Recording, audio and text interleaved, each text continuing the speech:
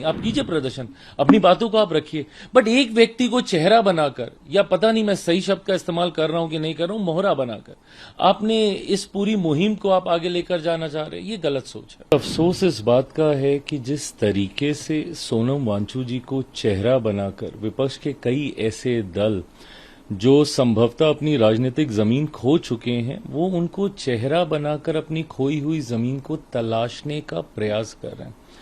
एक व्यक्ति को आपने वहां पे अनशन पे आपने बैठा दिया, जो दिन रात अपनी गिरते श्वास को लेकर चिंताएं सब में है। हम सब उनके स्वास्थ्य को लेकर चिंतित हैं, न्यायालय उनके स्वास्थ्य को लेकर चिंतित है। आज अगर एक ऐसी कार्रवाई करनी पड़ी दिल्ली पुलिस के द्वारा, क्योंकि कतई कोई नहीं चाहेगा कि हमारा देश सोनम वांगचुक जी जैसे व्यक्तित्व को ऐसी परिस्थिति, ऐसे हालातों में हम लोग उनको खो दें, ये कोई भी ऐसी कल्पना नहीं कर सकता। बट ये कल्पना संभवतः वो लोग जरूर कर सकते हैं जो कि वहां पर उनको अनशन पर बैठाकर खुद दिन रात 3 वक्त का भोजन कर रहे हैं, नहाने धोने जा रहे हैं, घर जा रहे हैं, आराम कर रहे हैं, सब कर रहे हैं, और वो व्यक्ति अकेला वहां पर बैठा है। मतलब सोचिए टू एन एक्सटेंट जिनके साथ वो प्रोटेस्ट कर रहे हैं, उन तक से उनको आग्रह करना पड़ा कि प्रभु कम से कम यहां तो आप लोग मत खाइए, मैं अनशन पे बैठा हूं। कोई सांकेतिक ही उनके साथ खड़े लोग एक दिन का ही अनशन कर देते। जितनी पर्सनालिटीज जा रहे हैं, जितने तथाकथित सेलिब्रिटीज जा रहे हैं, क्या कोई 1 घंटा भी उनके साथ सांकेतिक तौर पर अनशन करने की सोच के साथ बैठा? सब सिर्फ फोटो अपॉर्चुनिटीज के लिए गए। हर कोई सिर्फ अपनी राजनीतिक जमीन का विस्तार करने की सोच के साथ, राजनीतिक रोटियां सेकने की सोच के साथ गया। एक व्यक्ति मुझे बता दीजिए जिसने उनके स्वास्थ्य को लेकर चिंता की। आज यकीनन जबरन हम लोगों को दिल्ली पुलिस के माध्यम से न्यायालय की भी चिंता नहीं है, हम नहीं उनको इस हालत में देख सकते। और कई बार जबरन तरीके से इन चीजों को अगर करना पड़े आपके स्वास्थ्य को देखते हुए, और ये लोकतंत्र संविधान के आधार पर चलता है। लोकतंत्र आपको इजाजत देता है प्रदर्शन करने की, पर अपनी जान लेने की इजाजत तो कोई नहीं देता ना। आपने बाबा साहेब की तस्वीर रखी है वहां पे, क्या कहा था बाबा साहेब ने अपने पहले भाषण में, जब उन्होंने संविधान का उन्होंने निर्माण किया, उस वक्त उन्होंने कहा कि लोकतंत्र, ये संविधान आपको ताकत देता है कि आप वोट के अधिकार का आप इस्तेमाल करें। आपके पास आज विकल्प हैं। जब तक देश गुलाम था, समझ में आता था आपको अनशन करना पड़ता था, आपको आंदोलन करना पड़ता था, आपको ऐसे माध्यमों का इस्तेमाल करना पड़ता था। आज की तारीख में जब आपका संविधान आपको वोट का अधिकार देता है, मत चुनिए ना फिर ऐसी सरकार को अगर जिस पे आपको भरोसा नहीं है। बट जब वोटिंग का समय आएगा, यही सो कॉल जो सेलिब्रिटीज आज गए हुए हैं, ये बोलेंगे oh sorry we don't understand politics. आज भी आप कितने सेलिब्रिटीज के पास आप चले जाइए, उनके सामने आप माइक लगाइए, तो उनको पता ही नहीं होगा कि देश में क्या हो रहा है राजनीति में। कौन देश का राष्ट्रपति, कौन देश का प्रधानमंत्री है, राष्ट्रपति के क्या अधिकार है, प्रधानमंत्री के क्या अधिकार है, संसद कैसे चलती है, विधानसभा कैसे चलती है, किसी को इंटरेस्ट ही नहीं है।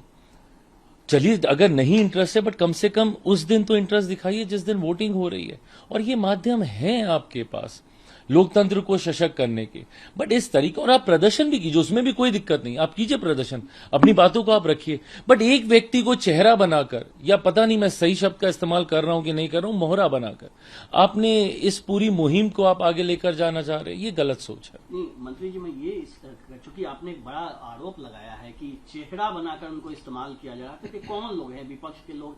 क्या कांग्रेस पार्टी है, क्या आम आदमी पार्टी है, क्या इन लोगों ने इस्तेमाल किया अपनी राजनीतिक जमीन बचाने? आप वहां पे स्टूडेंट यूनियन देख लीजिए ना, और उनमें से मुझे नहीं पता कितने स्टूडेंट हैं, सारे ही एक उम्र सीमा के बाद वाले लोग ज्यादा मुझे वहां पे दिखते हैं। एक्चुअल स्कूल कॉलेजेस जाने वाले कितने बच्चे मुझे दिखते हैं, नहीं दिखते हैं पता नहीं, बट लेफ्ट के जितने विंग्स हैं आपको वहां पे आपको मौजूद दिखेंगे। हैविंग सेड दैट ऑल, मैं इस बात से भी सहमत हूं कि भाई शिक्षा प्रणाली, जो बातें आप कर रहे हैं उस बातों से मैं पूरी तरीके से सहमत हूं। मेरी सरकार पूरी तरीके से सहमत है कि भाई शिक्षा प्रणाली में और पारदर्शिता आनी चाहिए, शिक्षा प्रणाली और बेहतर होनी चाहिए, और सशक्त होनी चाहिए। बच्चों के भविष्य के साथ कतई किसी तरीके का खिलवाड़ नहीं होना चाहिए। पर क्या ये अनशन करने से, इस तरीके का प्रदर्शन करने से, एक व्यक्ति को भूख हड़ताल पे बैठा देने से क्या ये चीजें बदल जाएंगी? आप सुझाव दीजिए ना, चर्चा कीजिए, संवाद कीजिए। आपने सीधा एक तथाकथित एक पार्टी का आपने निर्माण किया। क्या है पार्टी का एजेंडा, क्या है पार्टी की सोच, क्या है पार्टी का विजन? आप ड्राफ्ट तैयार कीजिए, जनता के सामने रखिए, दिखाइए, सरकार को बोलिए कि देखिए ये 5 चीजें हम चाहते हैं कि शिक्षा प्रणाली में ये बदलाव हो। इन चीजों को आप बदलेंगे, सिस्टम पारदर्शी होगा। एनटीए में हम लोग ये बदलाव चाहते हैं ताकि अगली बार पेपर लीक के ऐसे मामले नहीं सामने आए। आप सुझाव दीजिए, बट ऐसे अराजक परिस्थिति को उत्पन्न करना ये कतई लोकतंत्र की मर्यादा के अनुसार नहीं है। चिराग जी, लेकिन जिस तरह से अब कल ऑल पार्टी मीटिंग है और 20 तारीख से संसद का सत्र शुरू होने जा रहा है, राम मंदिर में जो फंड चोरी का मामला है, जिस तरह से नीट का मामला है, जिस तरह से सोनम वांगचुक का फोर्सफुली ऐसा विपक्ष दावा कर रहा है कि यहां से ले जाया गया, जबरदस्ती अनशन करवाया, ये मुद्दे संसद सत्र में हावी होने सकते हैं। ये भी मुद्दा है कि डिलिमिटेशन बिल आएगा, वोमेन रिजर्वेशन बिल आएंगे, वन नेशन वन इलेक्शन का बिल आएगा। इन सब पर हम आपका मत जानना चाहते हैं। देखिए, इन तमाम चीजों पे चर्चा होनी चाहिए और मैं विपक्ष से आग्रह करूंगा। आग्रह करते करते हम लोग थक जाते हैं। करना वही है जो वो लोग सोच कर आएंगे और उनकी सोच सिर्फ हंगामे को लेकर रही है। आप चर्चा कीजिए ना, आप गिरा दीजिए सारे बिलों को। इनमें से कई बिल तो ऐसे हैं जहां पे हम लोग को 2/3 बहुमत की हम लोग को जरूरत होगी। आपको लगता है आपके पास बहुमत है, आप गिरा दीजिए ना, पर चर्चा तो होने दीजिए। आपका पक्ष देश के सामने जाएगा, हमारा पक्ष देश के सामने जाएगा। पर आज आप मुझसे लिख के ले लीजिए, ये लोग सिर्फ हंगामा करेंगे, ये लोग सिर्फ हाउस को एडजर्न कराएंगे, सदन को ये लोग चलने नहीं देंगे, सदन का घेराव करेंगे। सदन जैसी जगह जो कि लोकतंत्र का मंदिर है, उसकी गरिमा को ये लोग सिर्फ तार तार करने का काम करेंगे। आप ऑल पार्टी मीटिंग की बात करते हैं, कांग्रेस जो कि मुख्य विपक्षी दल है, आप मुझे बताइए कांग्रेस के 2 नेताओं की सोच में कितना फर्क है। कांग्रेस की कल बैठक होती है, कल या परसों जब इन लोगों ने अपनी बैठक की कि क्या करना है, सदन में क्या एजेंडा रहेगा, जयराम रमेश जी बाहर आते हैं, कहते हैं कि भैया ऑल पार्टी मीटिंग के तो कोई मायने ही नहीं है। वहां पे 4 लोग सरकार की तरफ से बैठे रहते हैं, 2 लोग जो नहीं होते वो फैसला क्या क्या जो नहीं उन्होंने उसमें कहा बाहर निकल के कि ऑल पार्टी मीटिंग के कोई मायने नहीं है। वहीं द सेम डे, उसी शाम को आदरणीय खड़गे साहब पत्र लिखते हैं प्रधानमंत्री जी को कि ऑल पार्टी मीटिंग बुलाई जाए। तो कांग्रेस कम से कम एक प्लेटफॉर्म पे तो आए कि क्या उनको ऐसी मीटिंगों के मायने दिखते हैं। ना आपको इन मीटिंगों के मायने दिखते हैं, ना आपको संसद के कोई मायने दिखते हैं, ना संसद में बहस का आपको कोई मायने दिखता है, ना चर्चाओं का कोई महत्व है। तो ना आपके लिए संसद मायने रखती है, ना आपके लिए दल मायने रखते हैं, आपके लिए सिर्फ राजनीतिक रोटियां सेकना ही मायने रखता है।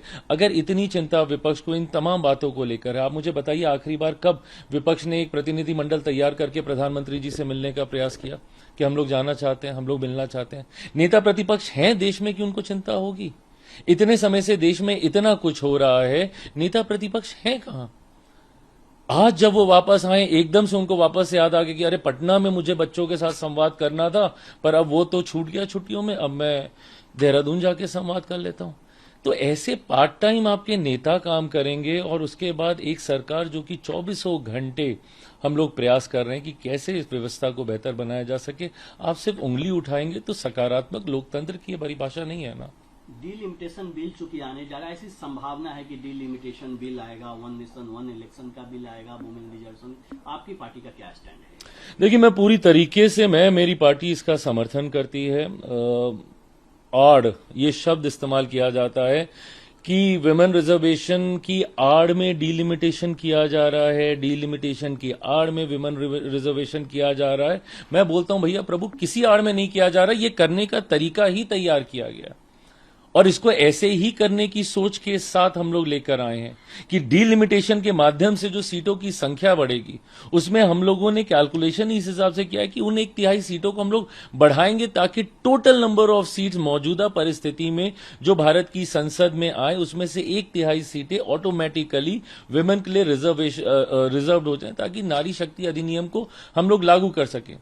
अब इसमें विपक्ष बार बार बोलता है कि भैया इसकी आड़ में आप कर रहे हैं, इसकी अरे प्रभु किसी की आड़ में नहीं कर रहे। डिलिमिटेशन आज नहीं तो कल करना है ना। आप देखिए किस तरीके से देश की आबादी बढ़ती जा रही है और उसके एक एक सांसद के ऊपर देखिए कितने लोगों की जिम्मेदारी आ रही है।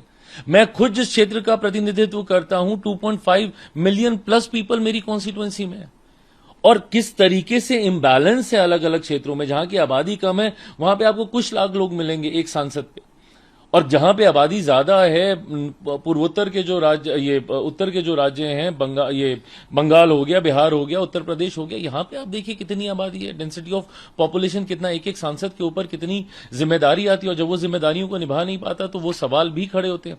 ऐसे में इक्वल डिस्ट्रीब्यूशन हो, उसके लिए डीलिमिटेशन करना जरूरी होगा। बट अगेन, अगर हम लोग पॉपुलेशन के आधार पर करते, फिर सदन के राज्यों को इसमें दिक्कत होती।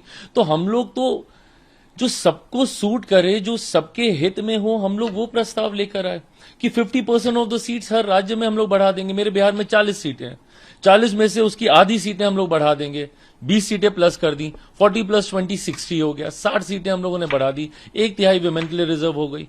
अब ये कितना सिंपल सा फॉर्मूला है, इसको किसी के लिए भी, इसमें सदन सीट्स की भी चिंताएं खत्म, बल्कि उनका जितना रिप्रेजेंटेशन होता है उन राज्यों का, उसमें उनको आधा, 1, 1.5, 1.25% बढ़कर ही संसद में रिप्रेजेंटेशन मिल रहा है इस वाले प्रस्ताव से। और नारी शक्ति अधिनियम साथ में लागू हो रहा है। आज मुझे बता दीजिए, आज अगर ईमानदारी से लोग बोलते हैं कि मौजूदा परिस्थिति में कर दें, कांग्रेस, सपा जैसे दल, कितनी महिलाएं हैं इनके पास? क्या इन लोगों ने एग्जिस्टिंग परिस्थिति में दिया है वो रिजर्वेशन? भाई मुझे तो कोई चिंता नहीं है, लोक जनशक्ति पार्टी रामविलास को, चिराग पासवान को, मैंने तो ऑलरेडी 40% रिजर्वेशन दे रखा है मेरी पार्टी में महिलाओं को। मेरे 5 सांसदों में से 2 महिलाएं हैं मेरी सांसद, तो मुझे तो कोई दिक्कत नहीं है। आप बताइए ना, आप मौजूदा परिस्थिति में अपने कौन से मेल सांसद की सीट आप काट कर आप किसी महिला को आप देंगे? क्या आपकी पार्टी में विद्रोह नहीं होगा? क्या आपके दलों के भीतर मतभेद पैदा नहीं होंगे कि भाई मेरी सीट को महिला सीट कर दिया, महिला आरक्षित कर दिया? फिर वही पुरानी परंपराएं शुरू हो जाएंगी कि फिर वो पुरुष नहीं लड़ेगा, अपनी बीवी को लड़ाएगा, अपने परिवार की किसी महिला को लड़ाएगा। तो क्या ये है इंक्लूसिवनेस, महिलाओं को जोड़ने की सोच? तो ऐसे में एक खूबसूरत प्रस्ताव लेकर सरकार आई है, उस पर चर्चा कीजिए, बात कीजिए, पसंद आता है ठीक है, नहीं पसंद आ रहा तो एक बार तो आप रिजेक्ट कर ही चुके हैं, दूसरी बार कर दीजिएगा। बट अब इसको लेकर सिर्फ हंगामा करेंगे, चर्चा भी नहीं होने